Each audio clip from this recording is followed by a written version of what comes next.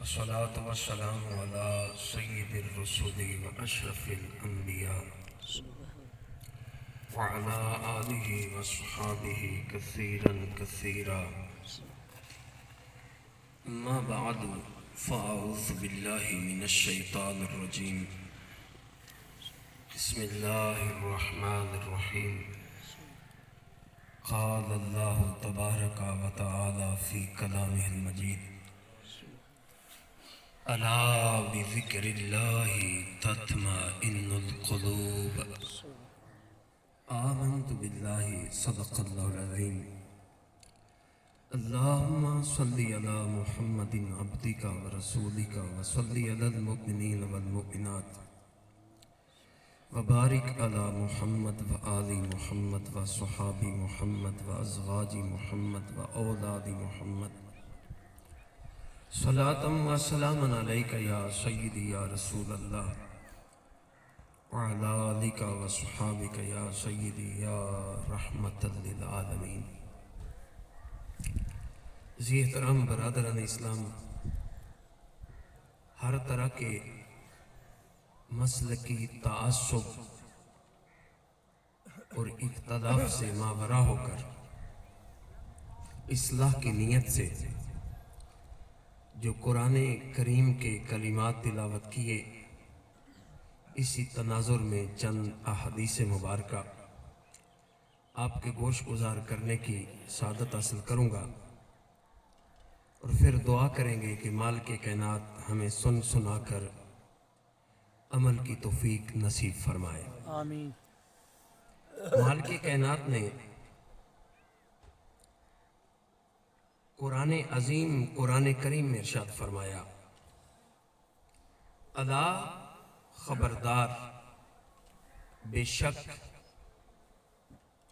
بذکر اللہ، اپنی پاک ذات کے ذکر کا تذکرہ فرمایا کہ میرے ذکر کے اندر تاثیر کیا ہے، پاور کیا ہے، اثر کیا ہے۔ تطمئن القلوب، میرے ذکر کے اندر دلوں کا چین ہے، دلوں کا قرار ہے، دلوں کا اطمینان ہے، دلوں کا سکون ہے۔ اور حضرت انسان کے سر کی چوٹی سے لے کر پاؤں کے تلووں تک جتنے اعضاء مالک نے بنائے ہیں، ایک دوسرے سے اعلیٰ و بالا ہیں، حسین ہیں، با کمال ہیں، با جمال ہیں، مگر تمام اعضاء پہ اللہ تعالیٰ نے دل کو سلطان بنایا ہے۔ واہ واہ، سبحان اللہ۔ یہ پورے جسم کے اندر جتنے اعضاء انسانی ہیں ان کا یہ بادشاہ ہے۔ دل چاہتا ہے تو آنکھ کھلتی ہے، دل چاہتا ہے تو آنکھ بند ہوتی ہے، دل چاہتا ہے تو ہم سنتے ہیں، دل نہیں چاہتا تو ہم نہیں سنتے۔ بس اوقات آواز آ رہی ہوتی ہے، ہم نہیں سن رہے ہوتے، ہم توجہ ہی نہیں کرتے کیونکہ ہمارا دل نہیں چاہ رہا ہوتا۔ اسی لیے دل چاہتا ہے تو انسان چلتا ہے، دل چاہتا ہے تو یہ سوتا ہے۔ تو پورے جسم پہ، وجود پہ حکمرانی کس کی ہے؟ دل کی ہے۔ اور دل کا جو قرار ہے، اس کا اطمینان ہے، رب العالمین نے فرمایا وہ میرے ذکر میں ہے، میرے ذکر میں ہے۔ اب میں چند حدیث مبارکہ آپ کو گوش گزار کروں گا۔ اللہ کے پیارے نبی صلی اللہ علیہ وسلم نے فرمایا کہ میں ابر ہوں، یہ میں نے اپنی گناہگار آنکھوں سے آنے سے پہلے یہ حدیث مبارکہ پڑھ کر آیا ہوں۔ حضور نے فرمایا میں ابر ہوں۔ ابر کہتے ہیں بادل کو، اور ایک یہ بادل ہے جس کو ہم دیکھتے ہیں، اور جب یہ برستا ہے پہاڑوں پر بھی، میدانوں پر بھی اور صحراؤں پر بھی، اور جب یہ برستا ہے زمین پر تو زمین کی طرف سے تین انداز ہمارے سامنے آتے ہیں۔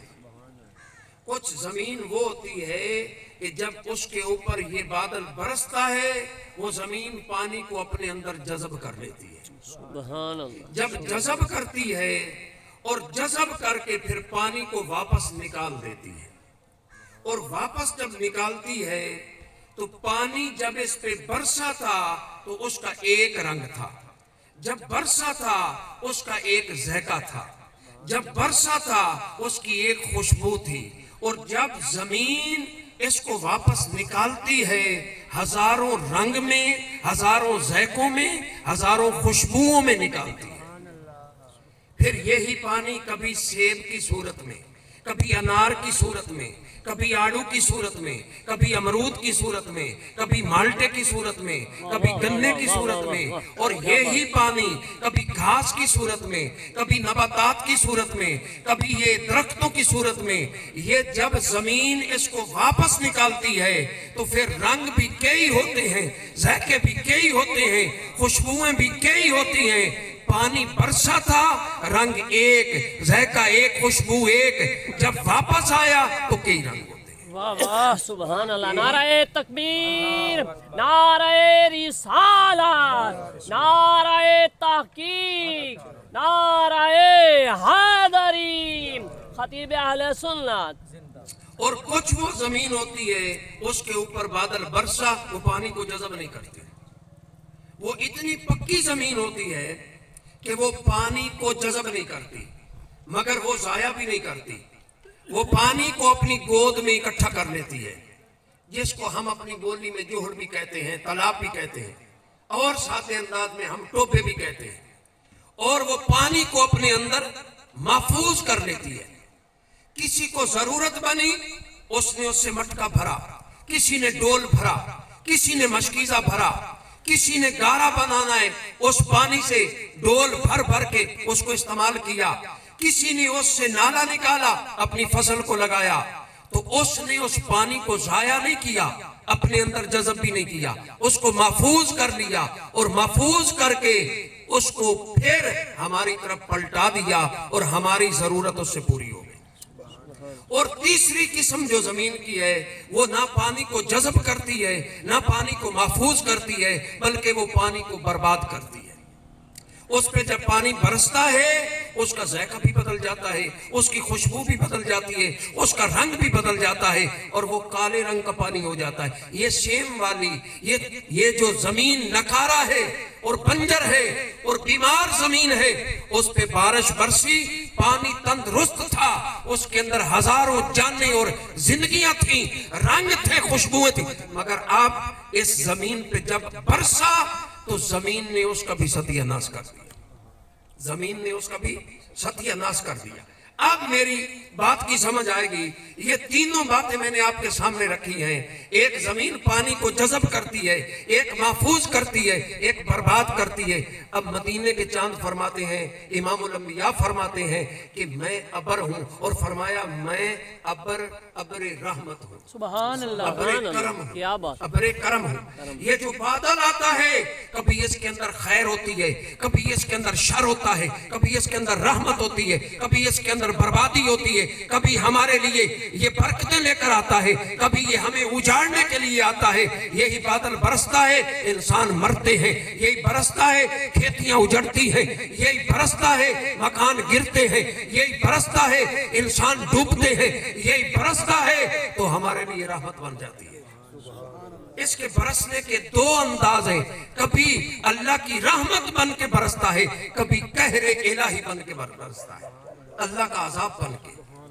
اور حضور نے فرمایا میں ابر کرم ہوں، میں ابر رحمت ہوں، میں رحمت کا بادل ہوں، کرم کا بادل ہوں۔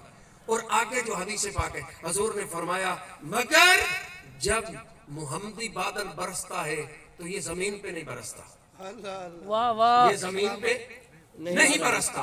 اور حضور فرمایا جب مدینے والے چاند کا ابر رحمت برستا ہے تو وہ کس پہ برستا ہے؟ فرمایا وہ نہ صحراؤں پہ، نہ پہاڑوں پہ، نہ زمین پہ، فرمایا وہ لوگوں کے دلوں پہ برستا ہے، واہ واہ واہ واہ، لوگوں کے سبحان اللہ، دلوں پہ برستا ہے۔ اور حضور فرماتے ہیں جس طرح زمین کی تین قسمیں ہیں، ایک چوستی ہے، ایک محفوظ کرتی ہے، ایک پانی کو برباد کرتی ہے، فرمایا اسی طرح بندوں کے دلوں کی بھی تین قسمیں ہیں، بندوں کے دلوں کی بھی تین قسمیں ہیں۔ فرمایا ایک دل وہ ہے جس پہ میرا ابر کرم برستا ہے تو وہ اس کو چوس لیتا ہے. قرآن اور سنت اس کے اندر جذب ہوتے ہیں. تو پھر کیا ہوتا ہے آگے سے جب وہ قرآن و سنت کو چوستے ہیں, جذب کرتے ہیں دل کی دھرتی, تو جو واپس پھر وہی اجالا, وہی خوشبو واپس پلٹتے ہیں تو پھر کئی رنگوں میں بدل جاتے ہیں, کئی رنگوں میں بدل جاتے ہیں. اور وہ پھر جب ابر کرم برستا ہے دلوں کی دھرتی پہ تو پھر کیا ہوتا ہے, کبھی صدیق اکبر بنتا ہے, کبھی فاروق اعظم بنتا ہے, کبھی عثمان غنی بنتا ہے, کبھی حضرت علی بنتا ہے, کبھی بلال, سلمان اور طلحہ و زبیر بنتے ہیں. فرمایا جب وہ برستا ہے تو کچھ اس کو چوس لیتے ہیں, اپنے اندر جذب کرتے ہیں. دلوں کی دھرتی کا بھی ایک اپنا انداز ہوتا ہے, اور جو دل قرآن و حدیث کو اپنے اندر جذب کرے پھر وہ فقیہ کی صورت میں باہر آتے ہیں اور امت کو مسائل, ہزاروں مسائل حل کر دیتے ہیں. سبحان اللہ. ہزاروں مسائل, ہزاروں مسائل. اور روح کی غذائیں جیسے سیب, انار, امرود باہر آئے تھے, ادھر سے بھی پھر ہر مسئلہ اس کا حل باہر آتا ہے, اور ہزاروں وہ فقہا ہمارے مسائل حل کر دیتے ہیں. سبحان اللہ. نعرہ اور فرمایا تکبیر, نعرہ رسالت, نعرہ تحقیق, نعرہ حیدری, خطیب اہل سنت. یہ مجتہد لوگ ہیں, واہ واہ واہ. فقہا لوگ ہیں جو قرآن و حدیث سے ہمیں اجالے دیتے ہیں, روشنیاں دیتے ہیں, خوشبوئیں دیتے ہیں, رنگ دیتے ہیں, ہماری الجھنوں اور مسائل کا ہمیں حل بتاتے ہیں. تو جب فقہا مجتہدین کے دل پہ یہ ابر رحمت برستا ہے تو پھر ہمیں آگے سے مسائل کا حل ملتا ہے. اور جب یہی ابر رحمت, حضور کا ابر کرم علماء کے دل کی دھرتی پہ برستا ہے تو علماء اس کو ضائع نہیں کرتے, اس کو جذب بھی نہیں کرتے, اس کو محفوظ کر لیتے ہیں. اور وہ جو ابر رحمت دل کی دھرتی پہ محفوظ ہوتا ہے ایک تالاب کی صورت میں, تو پھر علماء کسی کو اذان کی صورت میں, کسی کو قرآن کی صورت میں, کسی کو حدیث کی صورت میں, اور کسی کو محمدی سیرت کی صورت, کسی کو اسلامی طریق کی صورت میں, کسی کو سنت مصطفیٰ کی صورت میں, علماء وہ تقسیم کرتے ہیں. جس کو ضرورت ہوتی ہے علماء اس کی ضرورت کو پورا کر دیتے ہیں. اور جب یہی ابر کرم کسی منافق کے دل پہ برستا ہے تو پھر کیا ہوتا ہے, نہ قرآن کا اثر, نہ حدیث کا اثر, نہ سنت کا اثر, نہ تقریر کا اثر, نہ تحریر کا اثر, پھر وہ منافق کا دل گندا ہوتا ہے. تو یہ برسنے والا جو ہے ابر کرم یہ اس پہ اثر نہیں کرتا, کیونکہ منافق ہے, کافر ہے, مشرک ہے. تو یہ ایمان والوں کی دلوں کی دھرتی پہ محمدی بادل جو برستا ہے تو پھر گل کھلتے ہیں, اخلاق بنتے ہیں, کردار بنتے ہیں, فکر بنتی ہے, سوچ بنتے ہیں, منصوبہ بندی ہوتی ہے, پالیسیاں بنتی ہیں. پھر جب یہ برستا ہے تو پھر فاروق اعظم میدان میں آتے ہیں, یہ فیض بانٹتے ہیں اور 4000 مساجد بناتے ہیں, 1036 شہروں پہ دین اسلام کا پرچم لہراتے ہیں. پھر نہ آگے کسرا ٹھہرتا ہے اور نہ اس کے آگے کوئی اور ٹھہرتا ہے. پھر جس طرف فاروق کی لشکر جاتا ہے اسلام کے جھنڈے گاڑتا جاتا ہے, کیونکہ ان کے دل کی دھرتی پہ محمدی بادل برس گیا. اب حضور پاک علیہ السلام نے دوسرے فرمان کے اندر فرمایا ہے, اس کو بھی ذرا غور سے سنیں. امام الانبیاء نے فرمایا جو دل ہے, بندوں کے دل ہے, یہ برتنوں کی مانند ہے. کیا فرمایا؟ یہ برتنوں کی مانند ہے. اور حضور نے فرمایا بندے بھی 3 طرح کے ہیں, ایک ایمان والے, ایک کافر, ایک منافق, اور برتن بھی 3 طرح کے ہیں. برتن بھی 3 طرح کے. یہ زندگی میں پہلی مرتبہ یہ حدیث بیان کر رہا ہوں. حضور نے فرمایا یہ برتن بھی 3 طرح کے ہیں, اور فرمایا ایک برتن وہ ہوتا ہے وہ الٹا ہوتا ہے, اس پر جتنی مرضی بارش برسے, جتنی مرضی برسات ہو, اس کا منہ ہی نیچے ہے، اس کے اندر نہیں جائے گا۔ اور فرمایا یہ الٹا برتن کافروں کا ہے، عیسائیوں کا، یہودیوں کا، مشرکین کا، جنہوں نے لا الہ الا اللہ نہ پڑھا، ان کا برتن الٹا ہے، ان پہ جو مرضی برسے ان کو اثر نہیں ہوگا۔ اور فرمایا جو منافق کا برتن ہے اس کا منہ تو سیدھا ہوتا ہے، اس کا منہ تو سیدھا ہوتا ہے، اس پہ بادل برستا ہے، اس میں برسات برستی ہے، مگر اس کے پیندے میں سوراخ ہے، اوپر سے پڑتی ہے نیچے سے نکل جاتی ہے۔ اس لیے منافق پہ جتنا بھی ابر برستا رہے اس کو فائدہ نہیں دیتا، کیا بات، اس کو فائدہ نہیں دیتا۔ اور فرمایا جو ایمان والا ہے اس کا برتن جو ہے وہ سیدھا بھی ہے، سوراخ بھی نہیں ہے، وہ بالکل محفوظ ہے، اس میں جو پڑتا ہے وہ محفوظ ہوتا ہے۔ اس لیے محمدی بادل ایمان والوں کو فائدہ نہیں۔ سبحان اللہ، نعرہ تکبیر، نعرہ رسالت، نعرہ تحقیق، نعرہ حیدری۔ خطیب اہل سنت جناب محترم قاری محمد اختر زمانہ طاری۔ اس لیے امام الانبیاء کے غلاموں، اللہ کا شکر ہے ہم نہ کافر ہیں کہ ہمارا برتن الٹا ہے، ہم نہ منافق ہیں کہ ہمارے برتن کو نیچے سے سوراخ ہے، اور ہمارے دل کا برتن سیدھا ہے، اس میں جو پڑتا ہے وہ محفوظ ہوتا ہے، وہ محفوظ ہوتا ہے۔ یہ مالک کا کرم ہے۔ اب دیکھیں دلوں کا چین اللہ کے ذکر میں ہے، دلوں کا چین اللہ کے ذکر میں ہے، اور جس کے دل پہ پھر یہ محمدی ابر برس جاتا ہے پھر وہ دل جو ہے وہ کتنا مضبوط دل ہو جاتا ہے۔ جب یہ مضبوط ہوتا ہے، یہ صاف ہوتا ہے، یہ ستھرا ہوتا ہے، تو پھر کیا ہوتا ہے؟ دل سے نالے نکلتے ہیں، ایک آنکھوں کی طرف آتا ہے، ایک کانوں کی طرف، ایک ہماری زبان کی طرف۔ یہ نالے دل سے لے کر بہت کچھ آ رہے ہیں۔ اگر دل میں گند ہے تو آنکھوں سے گند نکلے گا، اگر دل میں غلاظت ہے تو انسان جب بولے گا تو بو آئے گی، منہ سے بھی پھر نفرت آئے گی، لڑائی آئے گی، فساد آئے گا، فتنہ آئے گا، دوریاں آئے گی، دراڑیں آئیں گی۔ اگر اندر دل کے اندر اجلاٹ ہے، صفائی ہے، تو جب یہ بولے گا تو پھر ٹوٹے دل بھی جڑ جائیں گے، پھر روٹھے ہوئے بھی من جائیں گے۔ پھر جب یہ بولے گا تو لڑائیاں محبتوں میں بدل جائیں گی، لڑائیاں محبتوں میں بدل جائیں گی۔ اور پھر جب یہ بولے گا تو خیر نکلے گی زبان سے، جب یہ بولے گا زبان سے خوشبو نکلے گی، اجالے نکلیں گے۔ اللہ اکبر۔ چلو مثال دے دیتا ہوں، اور مثال بھی یہ نہیں ہے کہ کوئی میں نے اپنے دماغ میں گھڑی ہے، یہ بھی کتابی بات ہے۔ ایک ہمارے مسلمانوں کے بادشاہ ہوئے ہیں اور ان کا نام تھا عبد الرحیم، اور وہ معروف اور مشہور جس نام سے تھے، ایک خان ہوتا ہے، ایک خانوں کا خان ہوتا ہے، خانے خانہ، خانے خانہ، یہ اس کا معروف نام تھا جو سب جانتے تھے۔ اس کے اصل نام سے لوگ تھوڑے جانتے تھے، اور اس کا یہ نام مشہور تھا، خانوں کا خان۔ اور اللہ نے شکل خوبصورت دی تھی، جیسے اس کی شکل پیاری تھی اسی طرح اللہ نے صورت بھی اچھی دی تھی، سیرت بھی اچھی دی تھی، اخلاق بھی اچھا تھا، شرم و حیا بھی تھا، سخی بھی تھے، مظلوموں کے ہمدرد تھے، ظالموں کی گرفت کرتے تھے، اور اللہ نے اس کو بالکل اچھا انسان بنایا تھا۔ اس کی حسن کا شعرا تھا، اور ایک عورت تھی وہ بھی خوبصورت تھی اور شرم و حیا والی تھی، اور اس نے شادی نہ کی کہ جب کوئی مجھے بندے کا پتر ملے گا، اچھا انسان ملے گا، اس سے شادی کروں گی تاکہ میرا پیٹ خراب نہ ہو جائے، اور مجھ سے جو نسل چلے وہ بھی اعلیٰ و بالا ہو۔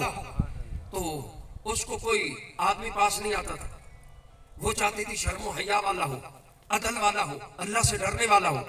اور ایک دن اس کا نصیبہ کہ وہی بادشاہ خانے خانہ اس کی جھونپڑی کے قریب سے گزرا، تو اس نے آواز دی، بادشاہ رک گیا، اور اس نے کہا میں جانتی ہوں تو پاک دامن ہے، اجلے پیکر کا ہے، شرم و حیا والا ہے، اور میری ایک تمنا تھی کہ تم جیسا انسان ملے، اس سے میری شادی ہو، اور تیرے کردار کا بیٹا پیدا ہو جو اس امت کے کام آئے، اللہ کی مخلوق پہ رحم کرے، عدل و انصاف کرے۔ اگر تو میرا ہاتھ پکڑ لے اور مجھے شادی میں قبول کر لے، میرے ساتھ نکاح کر لے، اگر تیرے جیسا بیٹا پیدا ہو گیا آنے والی نسلوں کے کام آئے گا۔ اب مجھے یہ بتائیں، بادشاہ بھی ہو، وسائل بھی ہو، جوانی بھی ہو، حسن بھی ہو، ایک خوبصورت عورت راستے میں آ کر راستہ روک کر منت کرے، سماجت کرے کہ مجھے قبول کر لے، تو کون رکتا ہے؟ کون ہے رکتا ہے؟ اللہ اکبر، کون رکتا ہے؟ میں ایک مولوی صاحب کا بیان پڑھ رہا تھا، کہتا میری 4 شادیاں ہیں، 28 بچے ہیں، تو آگے سے اینکر نے پوچھا 5ویں کا پروگرام ہے؟ کہتا شریعت اجازت نہیں دیتی، طبیعت تو مانتی ہے، دعا کرو ایک مر جائے اس کی جگہ نہیں لے کر آؤ۔ ہمارے فیصلہ آباد کا مولوی ہے۔ تو میرے بھائی، یہ مولوی نہیں تھا، یہ خدا طرح سے انسان تھا، اللہ سے ڈرنے والا۔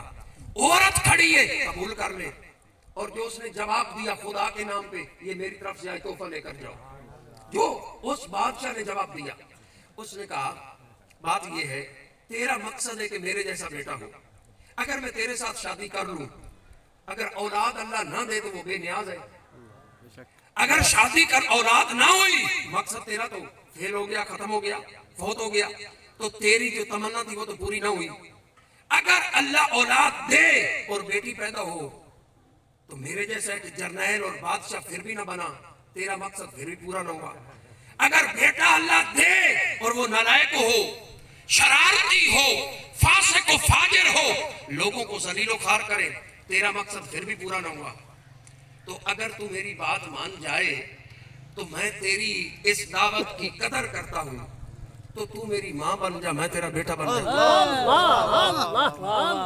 تیری خواہش ہے میرے جیسا ہو تو پھر میں تیرا بیٹا، تو میری ماں، اللہ گواہ ہے، اللہ ضامن ہے، آخری سانس تک تمہیں ماں کے روپ میں دیکھوں گا اور بیٹے کے روپ میں تیری بارگاہ میں حاضر ہوتا رہوں گا۔ سبحان اللہ۔ اور طریق شاید ہے جتنی دیر تک وہ زندہ رہا، جتنی مرتبہ اپنی حقیقی ماں کو ملتا تھا اتنی مرتبہ اس کو ملتا تھا، جو خدمت اس کی کرتا تھا وہی خدمت اس کی کرتا تھا۔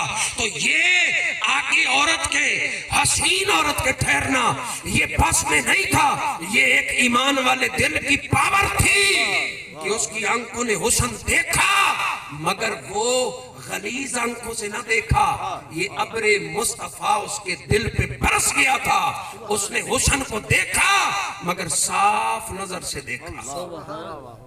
صاف ہے، اس کے آگے صرف یہی حسن نہیں تھا، یہی فوٹو نہیں تھا، یہی تصویر نہیں تھی، اس کو پتا تھا اگر اس حسن کو بنانے والا اتنی حسین شکل بنا سکتا ہے تو بنانے والا کتنا حسین ہوگا، سبحان اللہ۔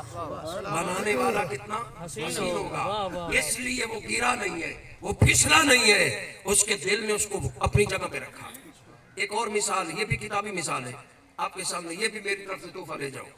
ہمیں ایک بیماری لگی ہوئی ہے، اس میں ہم سارے مبتلا ہیں، اللہ اکبر، میں کسی کا چہرہ دیکھتا ہوں یہ ٹھیک نہیں ہے، تو میرا چہرہ یہ ٹھیک نہیں ہے، یہ منوس ہے، یہ بڑا کڑما ہے، بڑا بدبخت ہے، ہم کہتے یہ تو متھے دھمینر نہ ہی لگدا، یہ ساڑھی ایک نیچر بن گئی ہے۔ ایران کے ایک بادشاہ کا میں تذکرہ پڑھ رہا تھا، وہ محل سے نکلا، سواری پہ سوار تھا، پوری تم تراک کے ساتھ، آب و تاب کے ساتھ، شان و شوکت کے ساتھ، آن بان کے ساتھ، ٹھاٹ باٹ کے ساتھ وہ نکلا، پورے روب و دبدبے کے ساتھ۔ آگے ایک غریب آدمی بازار میں آ رہا تھا، اس کو کیا پتا تھا کہ بادشاہ کی سواری آ رہی ہے، وہ غریب کسی اپنے کام میں جا رہا تھا، اور وہ ایک آنکھ سے نبینا تھا، ایک آنکھ سے نبینا تھا، ایک لائٹ چلتی تھی دوسری بند ہو گئی، اب یہ غائب بن گیا، یہ خرابی بن گئی۔ تو جب بادشاہ کی نظر پڑی تو بادشاہ نے کہا یہ منوس میرے سامنے آ گیا، اس کو جیل میں ڈال دو، اس کو جیل میں ڈال دو، کیوں کہ یہ ایک آنکھ والا منوس میرے سامنے آ گیا، یہ اچھا شگون نہیں ہے۔ انہوں نے اس کو قید میں ڈال دیا۔ بادشاہ گیا اپنے کام میں، شام کو واپس آ گیا، اس کو یاد نہ رہی، دوسرے دن یاد آیا کہ میں نے ایک بندے کو قید کیا تھا، فرمایا نکال لو اس کو، لے آؤ۔ وہ ایک آنکھ والا بیچارہ کانا آ گیا اس کے سامنے، بادشاہ نے کہا منوس جب میری سواری آ رہی ہو آگے نہیں آنا، میں پیچھے والی آپ کو معافی دیتا ہوں، آئندہ میرے آگے نہیں آنا۔ اس نے کہا بادشاہ عالی جا، عالی مرتبت، آپ کے حکم کی تعمیل کروں گا، जहां भी आपकी सवारी गुजर रही होगी तो मैं जल्दी से भाग जाऊंगा, तेरे रास्ते पे नहीं आऊंगा। मगर अगर सर सलामत का वादा करे, एक अर्ज कर दूं, तो बादशाह ने कहा हाँ बताओ। उसने कहा बादशाह मैं भी मनूस हूंगा, मगर तू मुझसे बड़ा मनूस है, तू मुझसे बड़ा मनूस है। बादशाह और सारे जितने वजीर मुशीर थे, पूरे दरबार के अंदर सन्नाटा छा गया। ये एक लैट वाला, एक आंख वाला, इतने बड़े बादशाह शाह ईरान को ललकार रहा है कि मैं भी मनूस हूंगा, मगर तू मुझसे कई गुना ज्यादा मनूस है। तो बादशाह ने कहा अच्छा चलो साबित करो कि मैं मनूस हूं, साबित करो मैं मनूस हूं। उसने कहा बादशाह मैं आपके सामने आया, तूने मेरी एक आंख वाली शक्ल देखी? बादशाह ने कहा हाँ देखी।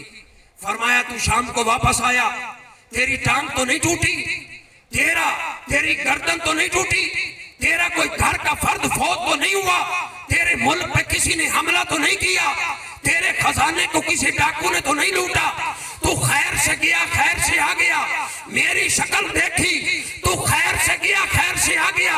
मैंने तेरी मनूस शक्ल देखी, रात भी कैद रहा दिन भी कैद रहा। बता तू मनूस है या मैं मनूस हूँ? नारे तकबीर, नारे रिसालत, नारे तहकीक, नारे हैदरी। खतीब अहले सुन्नत जनाब मोहतरम कारी मोहम्मद अख्तर जमानत तारी। वाह भाई वाह, क्या बात, क्या बात। तुम मनूस नहीं।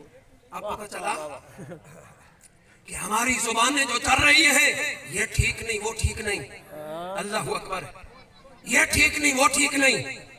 पाक नबी अलैहिस्सलाम के गुलामों हजूर तशरीफ फरमा थे और मस्जिद नबवी शरीफ थी। एक शख्स हजूर की बारगाह में हाजिर हुआ, सलाम पेश किया और जब वो जाने लगा हदीस दिखाने का मैं जिम्मेदार हूं और मुझे ये नहीं पता कि ये ज़ईफ है या सही है, ये जैसी भी है हदीस की किताबों में आ गई और इसका ताल्लुक कोई ऐसी चीज से नहीं है कि जिससे इसको परखा जाए। मकसद इबरत हासिल करना है, रोशनी लेनी है, हिदायत लेनी है। और वो शख्स जो था जमीन पे चल रहा था, सुहाबा देख रहे थे, हजूर मौजूद है और वो हम जब चलते हैं मुंह यहाँ होता है यहाँ होता है, ज्यादा कोई मसला हो तो यहाँ होता है, और वो ऐसे देख रहा था लगता था इसकी पगड़ी गिर जाएगी ऐसे ऊपर। अब आप बात मेरी सुने, ऊपर आसमान की तरफ देख रहा है चल रहा है और सुन्नत तरीका क्या है, नीचे चलो नीचे देखो फिर चलो, पता चले आगे क्या है, तेरे पांव के नीचे को गराजत ना आ जाए, कोई टोया ना हो, कोई फिसलन ना हो, कोई खड्डा ना हो। तो वो ऊपर देखकर चल रहा था।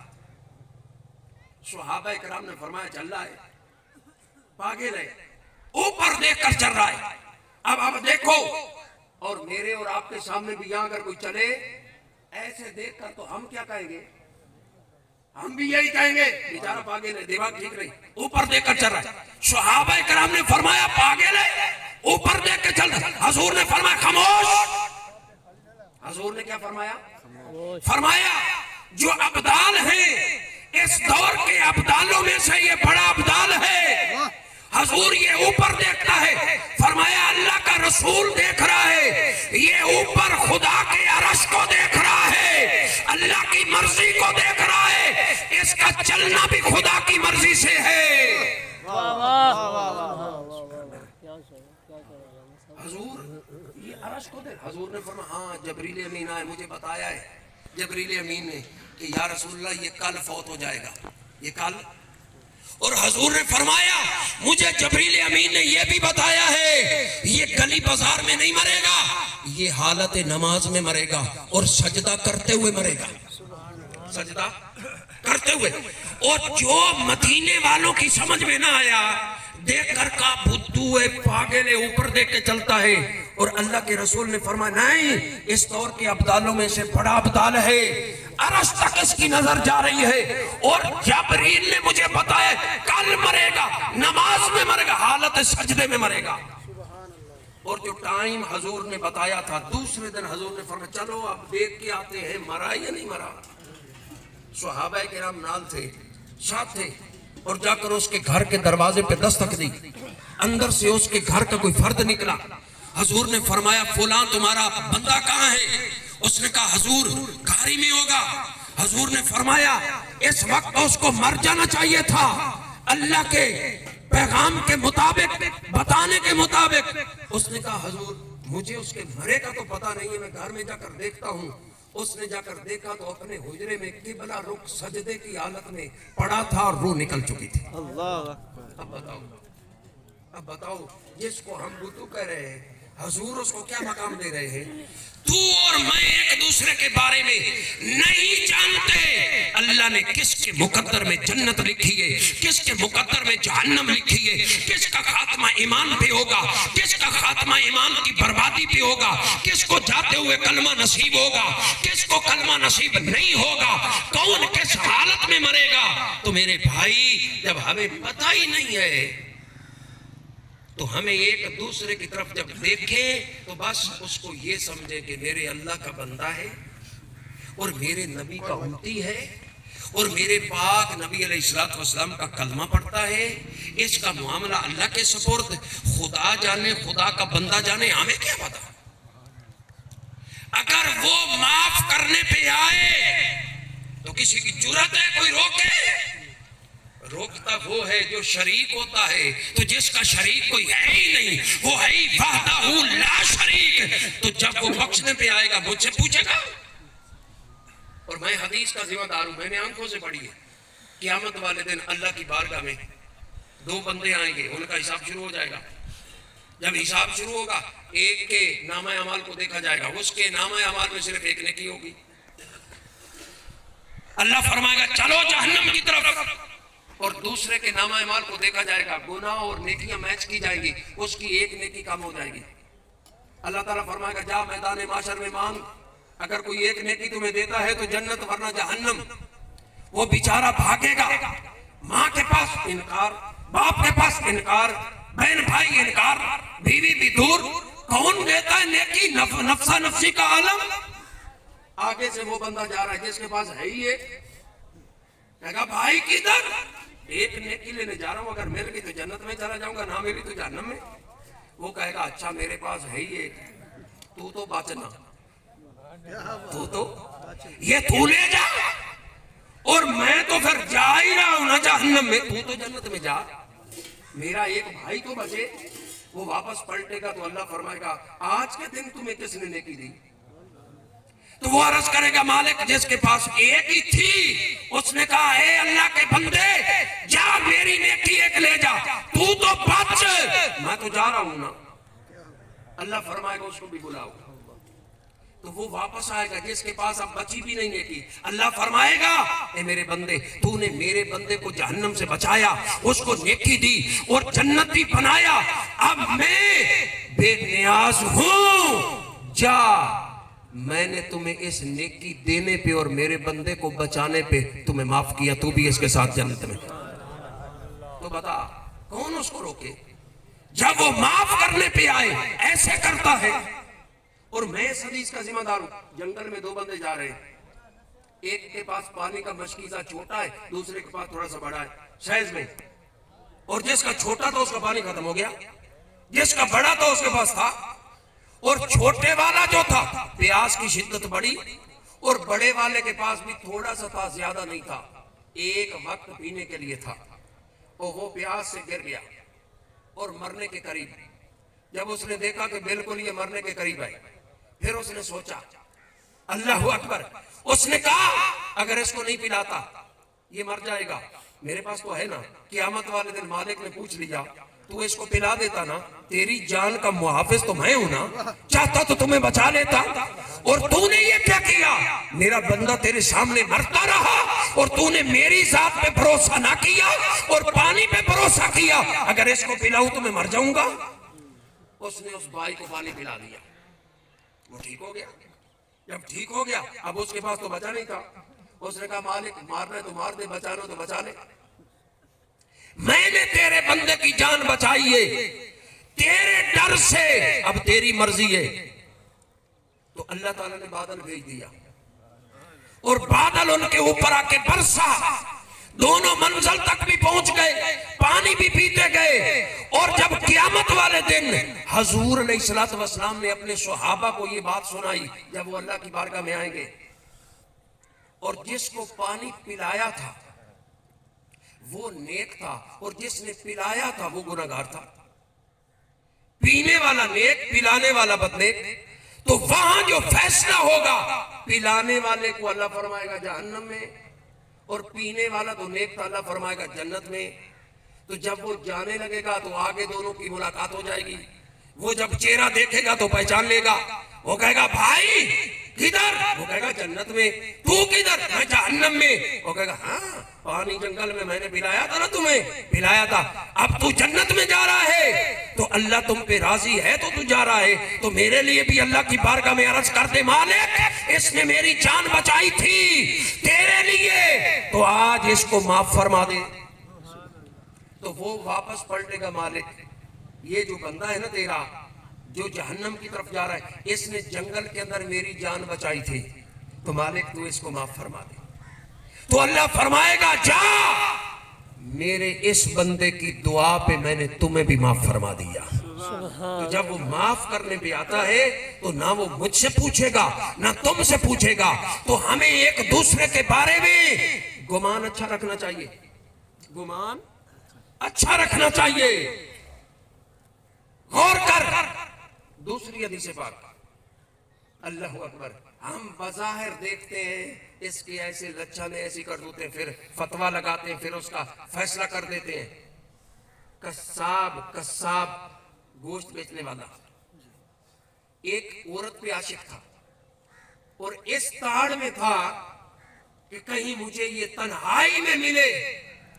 اور ایک دن وہ گوشت بنا رہا ہے, وہی عورت نکلی شہر سے جنگل کی طرف, اور درمیان میں جنگل تھا, آگے دوسرا شہر تھا, ادھر جانا چاہتی تھی. اس نے کہا ہاں اکیلی ہے جاتا ہوں. وہ چھوڑا, پیچھے بھاگا, جنگل میں جا کر اس کی کلائی کو پکڑ لیا. پتہ ہے کتنی دیر سے تیرے عشق میں تڑپ رہا ہوں. اس نے کہا مجھے تو پتہ نہیں. اس نے کہا پھر اب تو میں نہیں چھوڑوں گا.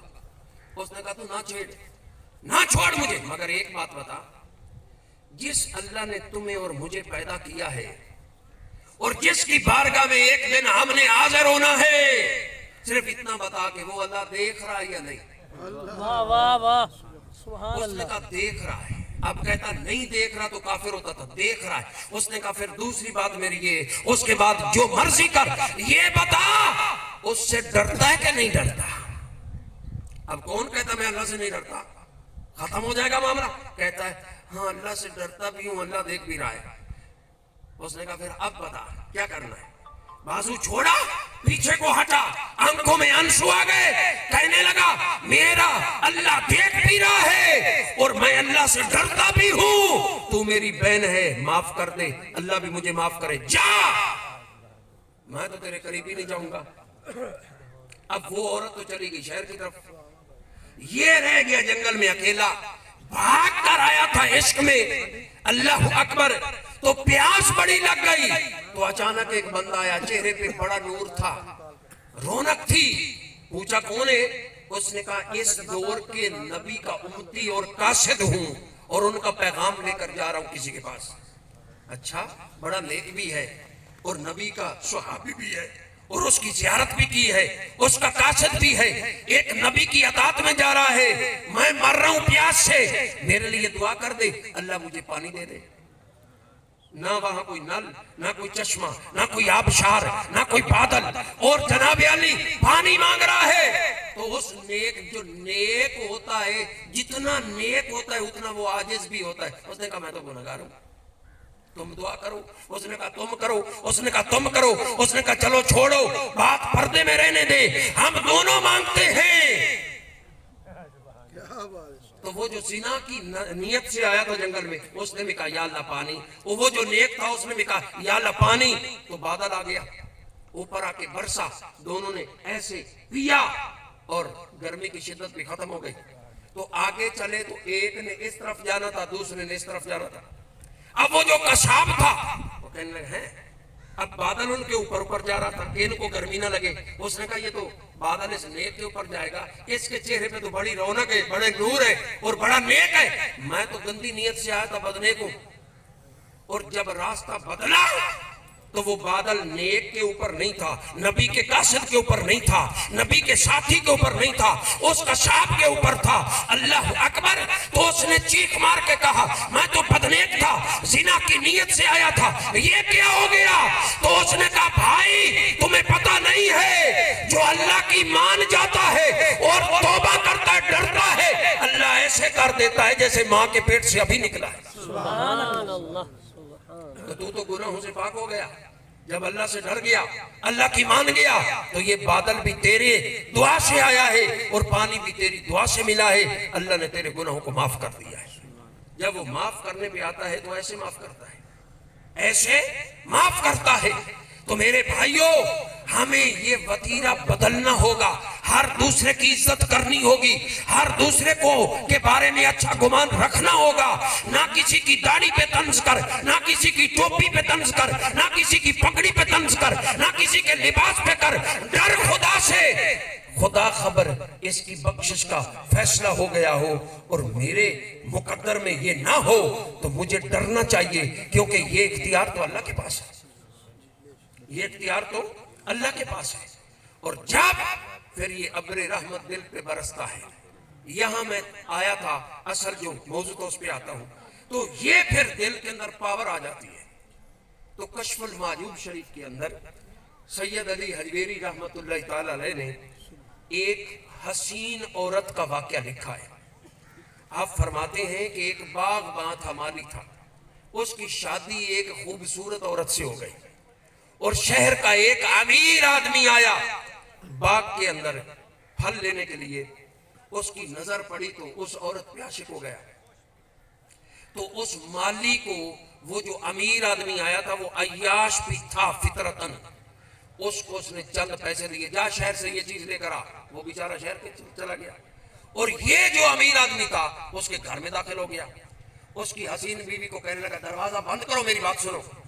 वो गई, उसने दरवाजा बंद कर दिया, वापस आ गई। अब घर में अकेली औरत हो, खूबसूरत हो, नई नई शादी हो और जवानी हो, और एक हट्टा खट्टा कहे दरवाजा बंद कर, उसकी तो चीखें निकल जाएंगी। मगर दिल के अंदर ईमान की पावर थी। दरवाजा बंद कर दिया, आ गई। उसने पूछा दरवाजा बंद कर दिया? उसने कहा हाँ, एक दरवाजा बंद कर दिया है, एक दरवाजा खुला है। उसने कहा उसको भी बंद कर। उसने कहा उसको तेरा मेरा बाप भी बंद नहीं कर सकता। वो कौन सा दरवाजा है? उसने कहा वो वही दरवाजा है जिससे अल्लाह बंदों को देखता है, अल्लाह बंदों को देखता है। तो जब उसने ये बात की तो जो ईमान की पावर थी उसने बदमाश अय्याश को हिला दिया। आंखों में आंसू आ गए और कहने लगा मैं समझ गया, अल्लाह देख रहा है। आज के बाद मेरा ये अकीदा बन गया, मेरा अल्लाह मुझे देख रहा है। तू मेरी बहन है, मेरे लिए दुआ कर दे, अल्लाह मुझे भी आपकी तरह शर्म और हया नसीब फरमाए। ये दिल की पावर होती है जब इसके अंदर ईमान। और फिर ये बात ज़हन में रखो, इख्तिताम की तरफ आता हूं। अल्लाह के पाक नबी अलैहिस्सलातु वस्सलाम ने मिसालें देकर अपनी उम्मत को समझाया और आखिरी बात फरमाया, लोहा जो होता है, लोहा जब नया होता है इसमें चमक होती है, कशिश होती है, और बस औकात ये इतना साफ होता है इससे चेहरा नजर आता है। और फरमाया जब इसको पानी लगता है तो फिर क्या होता है, इसकी चमक भी खत्म और जंग इसको लग जाता है और जंग इसको खाता जाता है। एक दिन आता है, एक दिन था इसके ऊपर टनों बोझ लादा जाए, ये उठा लेता था। अब जंग ने इतना कमजोर कर दिया कि ये एक मन बोझ भी नहीं उठा सकता, जंग लग गया। और इमाम अल-अंबिया ने फरमाया, मेरे उम्मतियों सुन लो, एक संग है जो लोहे को लगता है, एक संग है जो तुम्हारे दिल को लगता है। तो फरमाया दिल को जंग से बचाओ। महबूब अगर जंग लग जाए, इलाज क्या है? तो अल्लाह के पाक नबी अलैहिस्सलातु वस्सलाम ने 3 इलाज तालीम फरमाए। फरमाया नंबर 1, जब जंग लग जाए तो कुरान पाक की तिलावत कसरत से करो। قرآن پاک کی تلاوت کثرت سے کرو، یہ دلوں کو صاف کر دیتی ہے تلاوت، اور قرآن کی زیارت اور تلاوت دل کو شیشے کی طرح چمکاتی ہے اور زنگ اتر جاتا ہے۔ اور فرمایا موت کو کثرت سے یاد کرو، موت کو کثرت سے یاد کرو، فرمایا یہ بھی دلوں کا زنگ اتارتی ہے، اور فرمایا نیک ہو تب بھی، گناہگار ہو تب بھی استغفار کی کثرت کرو، اللہ کے حضور توبہ کرتے رہو، توبہ کرتے رہو۔ یہ توبہ سے بھی زنگ اترتا ہے، تلاوت سے بھی زنگ اترتا ہے، اور فرمایا موت کو یاد کرنے سے بھی زنگ اترتا ہے۔ یہ بات ذہن میں رکھیں۔ اب ہم نے دیکھنا ہے کہ ہمارے دلوں کی کیا صورت ہے، ہمارے دلوں کی کیا صورت ہے۔ تو جس طرح دل سے نالے باہر آتے ہیں، اسی طرح باہر سے راستے اندر جاتے ہیں۔ ایک راستہ آنکھوں کا ہے، ایک کانوں کا ہے، ایک زبان کا ہے، پھر میرے بھائیوں سن لو، ایک ناک کا ہے۔ اگر باہر سے اندر غلاظت جائے گی تو دل کا حال کیا ہو جائے گا، دل کا حال کیا ہو جائے گا۔ تو بس اسی پہ اقتدام کرتا ہوں، ہماری آنکھوں کا حال کیا ہے۔ قرآن دیکھنا تو درکنار، ہم دیکھ کیا رہے ہیں، موبائل میں کیا دیکھا، ہوٹل میں کیا دیکھا، گاڑی میں ڈرائیو میں کیا دیکھا، ویٹنگ روم میں کیا دیکھا، حمام میں کیا دیکھا، شاپنگ ہال میں کیا دیکھا۔ جہاں دیکھتے ہیں بیٹیاں ناچ رہی ہیں، ہم دیکھ رہے ہیں۔ تو جب نوجوان آنکھوں کے ذریعے غلاظت دن رات اندر داخل کریں گے تو دل کا حال کیا ہوگا۔ اس لیے تو باپ نظر نہیں آتا، اس لیے تو ماں نظر نہیں آتی، اس لیے تو بہن بیٹی اور حلال حرام کا کنسپٹ ختم ہوتا جا رہا ہے۔ وجہ یہ ہے ہمارے دل غلیظ ہوتے جا رہے ہیں۔ اگر ہم چاہتے ہیں کہ ہمارے دل اجلے ہو جائیں، دل ستھرے ہو جائیں، ایمان کی اندر پاور آ جائے، شیشے کی طرح چمک جائیں، تو پھر میرے بھائیوں اگر یہ چمک جائیں گے تو پھر یہ یاد رکھو، چراغ کے جو چیز قریب آتی ہے اللہ اس کو بھی روشن کر دیتا ہے، پھر ہمارے دل کی چمک سے دوسرے دل بھی چمک جائیں گے۔ اسی پہ ختم کرتا ہوں۔ ایک نام آپ نے سنا ہوگا، حضرت سری سکتی رحمت اللہ تعالیٰ نے، یہ سید علی حجویری لاہور والے نے کشف المحجوب میں ذکر کیا ہے۔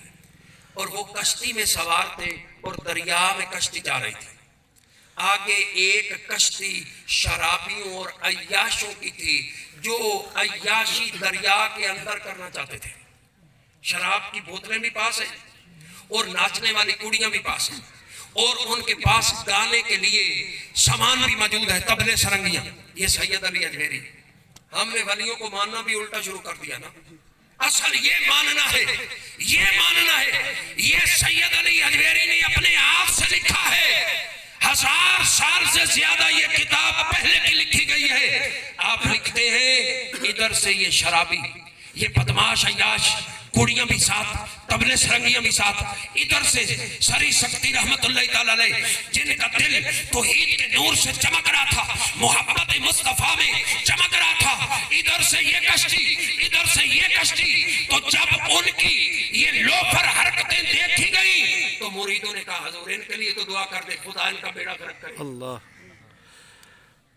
یہ کشتی کے اندر، دریا کے اندر بھی یہ عیاشیاں کر رہے ہیں، شراب بھی چل رہی ہے، کڑیاں بھی ناچ رہی ہیں، طبلہ سرنگی، ان کے لیے دعا کریں خدا ان کو غرق کرے۔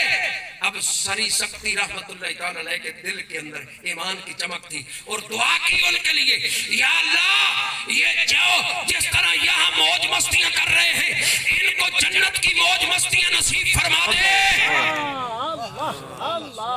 ان کو جنت کی موج مستیاں۔ یہ ولی اللہ تھا، کوئی مولوی تو نہیں تھا نا کہ بات دعا کرتا۔ دعا کا انداز دیکھیں، یا اللہ جس طرح یہ یہاں ہنس رہے ہیں، موجیں کر رہے ہیں، ان کو جنت کی موجیں نصیب فرما۔ کشتی قریب آ گئی، ان کی نظر پڑی اللہ کے ولی کے چہرے پہ، تو یہ ولی کوئی جعلی بابا نہیں تھا، کوئی ڈبا پیر نہیں تھا، کوئی شریعت کا باغی نہیں تھا، یہ کوئی شریعت رسول کا دشمن نہیں تھا، یہ عورتوں سے پاؤں گھٹوانے والا نہیں تھا، یہ شیخ کامل اور حقیقی حضور کا غلام تھا۔ تو جب انہوں نے زیارت کی تو کانپ گئے، شراب کی بوتلیں ڈال دی پانی میں اور اپنا منہ دھونے لگے، یا اللہ ہم توبہ کرتے ہیں، تیرے ولی نے ہمیں دیکھ لیا ہے، آج کے بعد نہ عیاشی کریں گے، نہ شراب کے قریب جائیں گے، اور اللہ نے ان کی توبہ کو قبول فرمایا اور ساری زندگی کنارے پہ اتر گئے اور شہر سے دور اور اجنبیت میں تنہائی میں رب رب کرتے کرتے اللہ تعالیٰ نے سب کو مقام ولایت عطا کر دیا اور جنت کے جاباسی بنے۔ یہ ہے میرے بھائیوں دل کی چمک، جو اس کے قریب آتا ہے پھر وہ بھی سدھر جاتا ہے، پھر وہ بھی سدھر جاتا ہے۔